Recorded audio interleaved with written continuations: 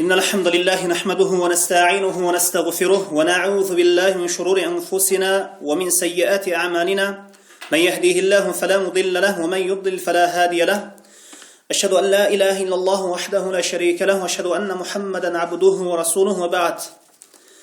O musulman bir tuğandar, akırkı kezdе adamдар эпидемия тууралуу, анын таралып жатканы тууралуу сөз кылышып жатканы баарыбызга сыр эмес. Мына угуп жатабыз сивинни грипп, чочко гриппи жана азыр аябай эле эл оозунан түшпөгөн коронавирус тууралуу сөз болуп жатканы ааламда баарыбызга белгилүү. Мындай эпидемия чыккан кезде, тараган кезде жана аны уккан убакытта кээ бирлер бул нерсе менен тамашалашат. Кээ бирлер адамдарга түшүндүрүүгө аракет жасашат. Кимдир бирөөлөр адамдарды коркутушат. Адамдардын жүрөгүнө корку салышат, паника көтөрүшөт. О Аллахтын пенделери, кандайдыр бир бале, апат, бактсыздык келген убакытта мусулман кандай абалда болуш керек?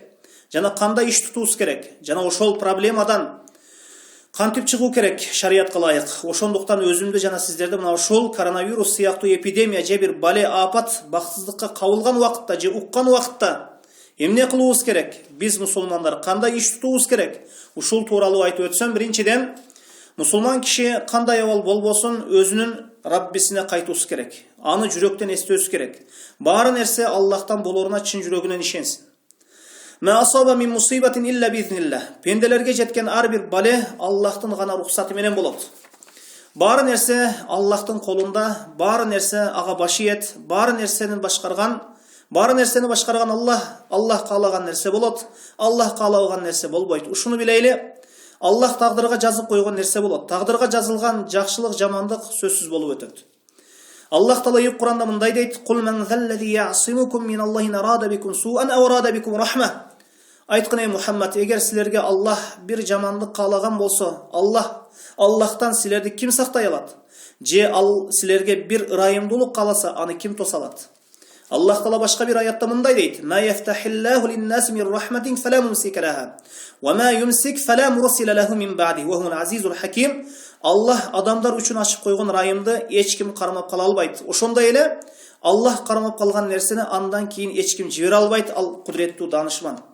Пайгамбарыбыз саллаллаху алейхи ва саллям өзүнүн хадисинде мындай дейт: "Ва алам аннал уммата лау ижтамаат ала ан янфаука би шай'ин лам янфаука илля би шай'ин qad katabahu Allahu lak, wa law ijtama'a ala an yadurruka bi shay'in lam yadurruka illa bi shay'in qad katabahu Allahu alayk, rufi'at al-aqlam wa jaffat as-suhuf."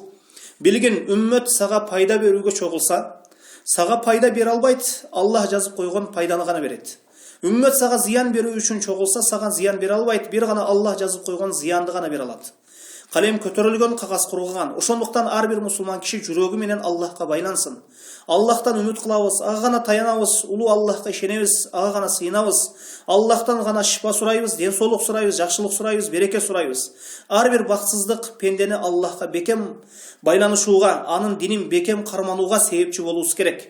Аллах Таала Кур'анда мындай дейт: "Ва тасиму биллахи ва маулакум." Аллахка бекем ихлас менен байлангыла.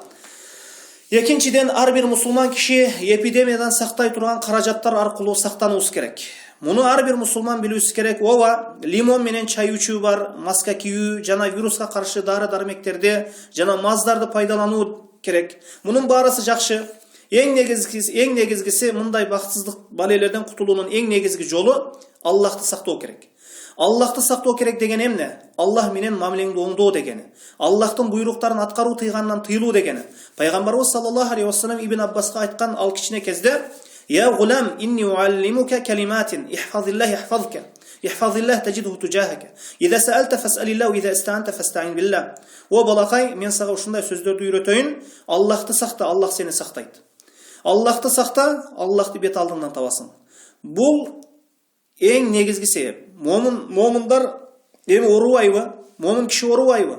Ооруйт. Аларга бакытсыздык келбейби? Келет. Мусулман киши Аллахтын буйругун аткарат, тыйгандан тыйылат. Эгер ага бакытсыздык келип калса, ага сабыр кылса, анын даражасы көтөрүлөт. Пайгамбарыбыз саллаллаху алейхи ва саллям өз хадисинде мындай дейт: "Ажабан ли амрил муъмин инна амраху куллаху лаху хайрун ва лайса залика илли ахадин илля лил муъмин. Ин асабатху саррa'у шакар فكان خيرا له وإن أصابته ضراء صبر فكان خيرا له." Момундун иши таң калыштуу. Анын ишинин баарысы жакшылык. Бул нерсе момунда гана болот. Бул нерсе момунда гана болот жана момун үчүн гана болот. Эгер ага бир сүйүнүч, жакшылык жетсе, шүгүр кылат. Бул дагы жакшылык. Эгер ага бир зыян жетсе, балай апат жетсе, ага сабыр кылат. Бул дагы жакшылык. Момун киши бир жакшылыктан башка бир жакшылыкка өтүп кете берет. Аллахка баш ийүү бул аны коргоосуна себеп болот. Аллахка баш ийбөө бул жок ошол пенденин же ошол коомдун жок болуусуна себеп болот. Аллах Таала Куранда Нух пайгамбардын коому тууралуу мындай дейт: "Мимма хатиатихим угриqu фаудхилун наран фалам яжиду лахум мин дуниллахи ансара." Күнөөлөрү себептүү топон сууга чөктүрүлүштү. Анан аркы дүйнөдө отко кириптер, отко дуушар кылынышты. Дагы өздөрүнө Аллахтан башка жардамчы таппай калышты. Аллах Таала башка бир сүрөнүн аятында "Факуллан ахадна бизанбих" биз чектен чыккан күнөөкөр коомдорду өз күнөөлөрү себептүү азапка дуушар кылдык.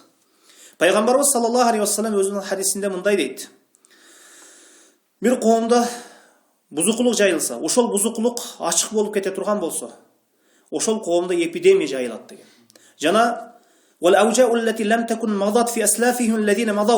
жана ата бабаларында болуп көрбөгөндөй, ата бабаларында болбогондой ошондой оорулар чыгат деген. Үчүнчүсү, мына ушул темага байланыштуу, мына ушул маселеге байланыштуу, бул шарият хикматтуу дин, данышман дин.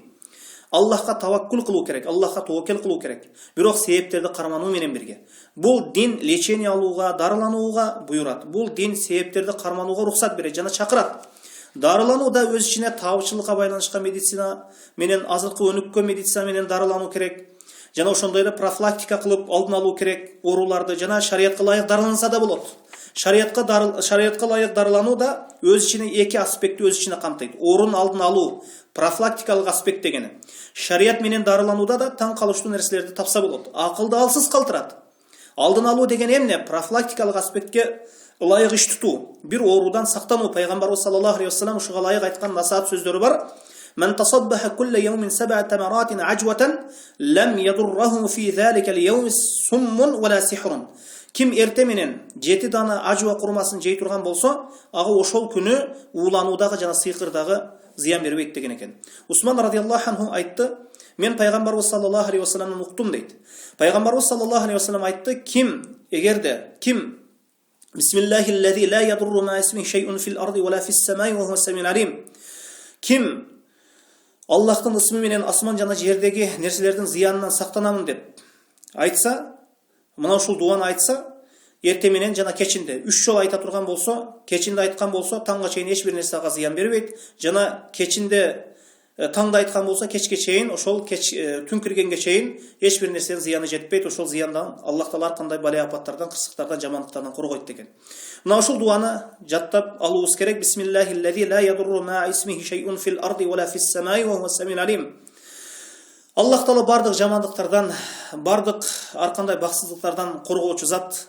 Антикени ал ва самиул алим, ал угуучу жана билүүчү зат. Пайгамбарыбыз саллаллаху алейхи вассалам айтат: "Ким Бакара сүрөсүнүн акырындагы 2 аятты окуса, түндө окуп жатса, ага жетиштүү болот" деген экен. Аны бардык жамандыктардан сактайт. Абдулла ибн Хубейб радиаллаху анху айтты: "Бир жолу жамгырлуу түн болду. Биз пайгамбарыбыз саллаллаху алейхи вассаламдын алдына аны издеп чыктык. Аны менен бирге намаз окуу үчүн, жамаат менен намаз окуу үчүн, алардын намазга болгон мамилесине, аракетине каран, анан пайгамбарыбыз саллаллаху алейхи вассалам айтты, Абдулла ибн Хубейбке сүйлө деп айтты. Мен унчуккан жокмун. Экинчи жолу дагы сүйлө деп айтты. Мен унчукпадым дейт.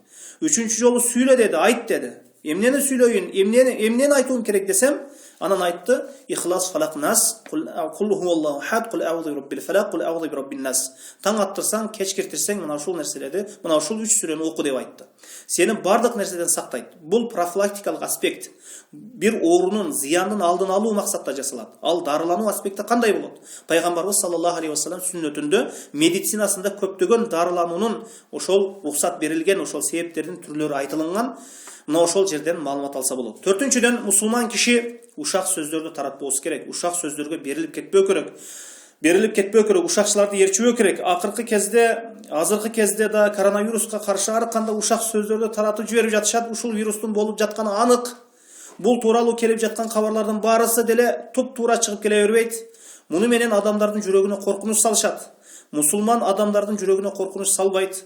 Мұсылман арқана ушақ сөздерге еш ерчибейді. Кейбір адамдар ажылыққа баруға ниет қылып тұрса, жоқ, мен эми ажылыққа барбайм деп шығады. Арқандай грипп, вирус, мына ушундай эпидемия тарап жатат экен дейді. Кейбірлер жума намазға барбайм дейді. Ел топтолған жерге жақындабайм дейді.